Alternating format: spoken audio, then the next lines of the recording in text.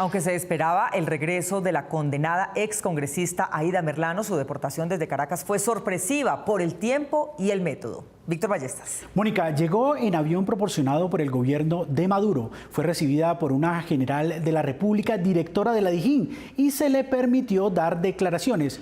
Pero repentinamente uniformados de gran talla la taparon y callaron. Aida en camino. Estas palabras publicadas ayer a las 8:05 de la mañana en la cuenta de Twitter del apoderado de la condenada excongresista Aida Merlano convirtieron su deportación en un espectáculo de farándula político-judicial. Fueron infiernos mis días. Merlano, quien se encontraba prófuga de la justicia colombiana desde 2019 cuando, estando ya condenada y presa, se escapó saltando por un lazo desde la ventana del tercer piso en que se encontraba el consultorio de su odontólogo, viajó ayer en un avión del servicio oficial del Alto Gobierno de Caracas con destino a Bogotá. En medio de un tumulto de uniformados, Merlano descendió por la escalerilla de la nave en donde la esperaban oficiales de Migración Colombia que le proporcionaron un chaleco antibalas y la escoltaron hacia el interior de una sección reservada del aeropuerto El Dorado, más como si fuera una visitante ilustre a la que había que proteger de los agresores que como una persona recién deportada de otro país. Ya con las esposas atando sus muñecas, Merlano fue entregada por Migración a la policía, una de cuyas generales se hizo presente para acompañarla, tomada de la mano en su recorrido hacia la salida del aeropuerto. Se trataba de la general Olga Salazar, directora de la Dijín, y de otros policías. Una cámara de Noticias 1 logró captar las imágenes del traslado de la detenida por un hangar alterno a Catam que se usó aparentemente para evitar un atentado. 4 camionetas de la policía, 3 particulares, 2 motos oficiales conformaron el convoy que la llevaría a las instalaciones de la Dijín. Las imágenes son muy parecidas a las que se grabaron cuando el jefe narcoparamilitar alias Otoniel iba hacia el aeropuerto con destino a su extradición en sentido contrario al de Merlano. Decenas de cámaras esperaban inmortalizar a la exfugitiva estrella. Su abogado Miguel Ángel del Río, no obstante de su condición de apoderado de la detenida, fue requisado y pudo ingresar minutos antes de su aparición. Nuevamente, de la mano de la general Salazar, apareció Merlano. Caminaron juntas en medio de la multitud hasta llegar a un salón que estaba dispuesto para lo que nunca se había visto, una rueda de prensa de la recién capturada. Le exijo a la justicia colombiana, en especial a la Fiscalía General de la Nación, que comiencen las investigaciones y las imputaciones de los delitos que yo he denunciado. Los denunciados por ella, a quienes esta vez no mencionó, fueron identificados por la excongresista como miembros del clan político y mafioso de la costa Caribe. Habló durante casi 4 minutos, hasta cuando agentes de las Fuerzas Especiales de la Dijín le cerraron la vista y el micrófono. Aida Merlano reaparece en un año electoral que con su presencia y nuevas declaraciones judiciales podría significar cambios en la correlación de las fuerzas políticas de la costa atlántica, sobre todo en Barranquilla.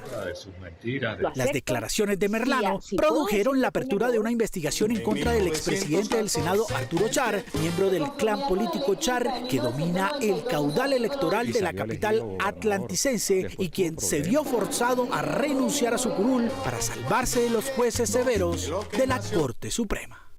Aunque han tratado de mantener cordiales las relaciones personales, Uribe y Petro siguen siendo antagonistas políticos. El jefe del Centro Democrático estuvo en Caquetá, en donde hace 8 días los 70 policías fueron retenidos por un alto número de manifestantes campesinos. Uribe reclamó respaldo a las Fuerzas Armadas. Querida comunidad, un saludo lleno de cariño. El expresidente Uribe, quien está realizando una correría por todo el territorio nacional en desarrollo de la campaña por conquistar las gobernaciones y alcaldías del país en la próxima contienda de octubre, se reunió con militantes de su partido, el Centro Democrático, en Florencia, Caquetá, cerca de San Vicente del Caguán, en donde hace unos días hubo acciones violentas de unos manifestantes civiles con un saldo trágico de un campesino y un policía muertos. Uribe acudió a la sensibilidad de los presentes para cuestionar los ataques a miembros de las fuerzas militares. Un homenaje a las Fuerzas Armadas de la patria, que han sufrido tanto, que aquí en el Caquetá ha sido escenario de su inmolación. Sin aludir a la violencia registrada en San Vicente del Caguán, en donde también fueron retenidos por los campesinos unos 70 policías, Uribe pidió respaldo de la sociedad y del Estado para sus uniformados. Este país tiene que sensibilizarse para rodear a nuestros soldados y policías.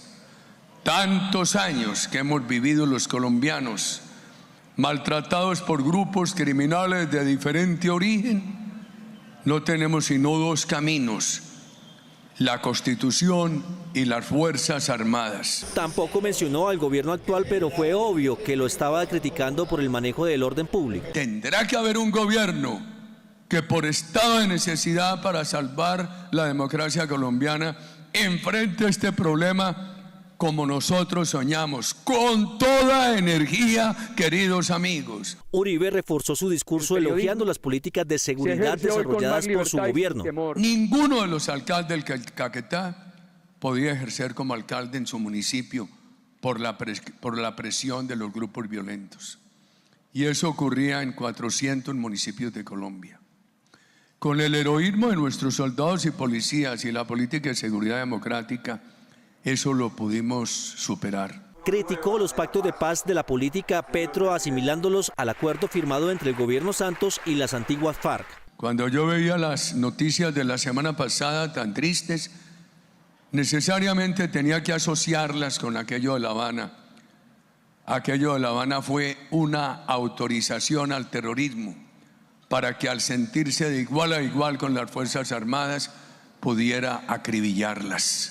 Uribe dijo que el Centro Democrático hará consultas populares para escoger entre muchos precandidatos a los mejores aspirantes a ser gobernadores y alcaldes en las próximas elecciones de octubre. Y empezamos esta mañana. El presidente Petro llegó a Soacha, municipio conocido por la tragedia de los falsos positivos. Precisamente allí se encontró con las madres de las víctimas de ese genocidio. Miguel Ángel Peñaranda. Mónica, Petro aprovechó para contestarles a los que llamó voces de la extrema derecha que lo han criticado por no permitir que los militares contesten con sus armas. Dijo que sea lo que sea, no lo permitirá. La visita del presidente Petro a Soacha inició con una referencia suya a uno de los barrios más pobres de esa población. Está lejos los días en donde dormía yo en Cazuca. En su primera visita como presidente al municipio de Soacha, a pocos kilómetros de Bogotá, Petro fue ovacionado por una parte de los habitantes de esa población. El presidente, que asistió con algunos miembros de su gabinete ministerial, escuchó las intervenciones de los ciudadanos que manifestaron su enojo con el gobierno local del alcalde Juan Carlos Alarriaga del Centro Democrático, quien ha sido duro crítico de Gustavo Petro. Señor presidente de la República, doctor Gustavo Petro Urrego. Luis Fernando Velasco, consejero presidencial para las regiones, tuvo que intervenir para calmar a los asistentes. Les pedimos con respeto que escuchemos al alcalde, luego ustedes sabrán pronunciarse. El tema central recayó inevitablemente en la historia de horror que vivieron madres del municipio conocidas como las Madres de Soacha, con referencia a los crímenes de lesa humanidad llamados falsos positivos. Nuestra solicitud, señor presidente, es que estos crímenes de Estado no queden en la impunidad.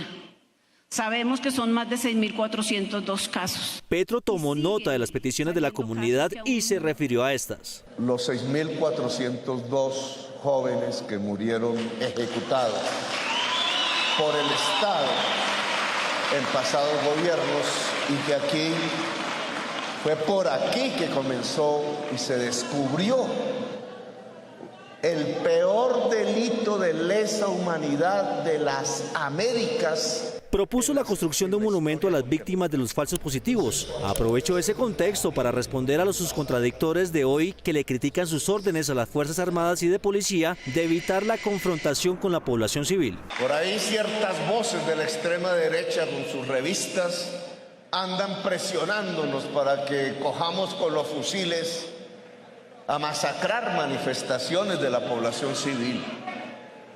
Eso no lo vamos a hacer nosotros.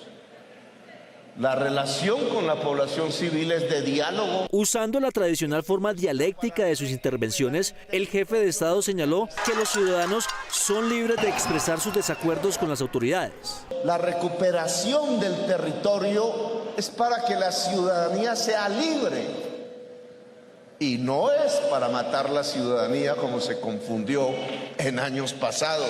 El presidente Petro, que tenía previsto viajar a la zona de Rosas Cauca, en donde varias vías fueron destruidas por la época de lluvias y ya han sido recuperadas, canceló su visita debido precisamente al mal tiempo.